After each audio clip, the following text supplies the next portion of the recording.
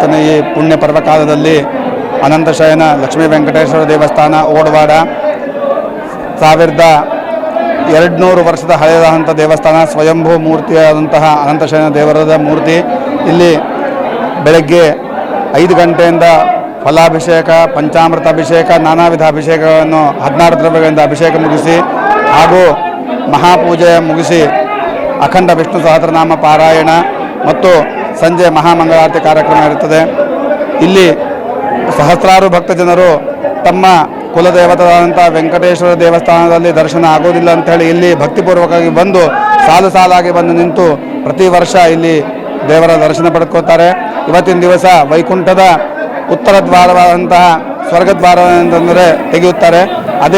ಅದೇ ವಿಶೇಷವಾದಂತಹ ದಿವಸದಿಂದ ಇವತ್ತು ಇಲ್ಲಿ ಉತ್ತರದಿಂದ ದೇವರ ದರ್ಶನ ಪಡ್ತಾ ಇದ್ದಾರೆ ಎಲ್ಲ ಭಕ್ತಜನರು. ಮತ್ತು ವಿಶೇಷವಾಗಿ ಭಗವಂತ ಶ್ರೀಕೃಷ್ಣನು ಅರ್ಜುನನಿಗೆ ಇವತ್ತಿನ ದಿವಸ ಭಗವದ್ಗೀತೆ ಉಪದೇಶ ಮಾಡಿದ್ದು ಆದ ಕಾರಣ ಈ ದಿವಸ ಬಹಳ ವಿಶೇಷವಾದಂಥದ್ದು. ಎಲ್ಲ ಭಕ್ತರಲ್ಲಿ ವಿಶೇಷ ಪ್ರಾರ್ಥನೆ, ಎಲ್ಲರೂ ಬಂದು ಈ ದೇವಸ್ಥಾನದ ಬಗ್ಗೆ ತಿಳ್ಕೊಂಡು ದೇವರಿಗೆ ದರ್ಶನ ಮಾಡ್ಕೋಬೇಕಂತ ಹೇಳಿ ಪ್ರಾರ್ಥನೆ ಮಾಡ್ತಾ ಇದ್ದೀವಿ.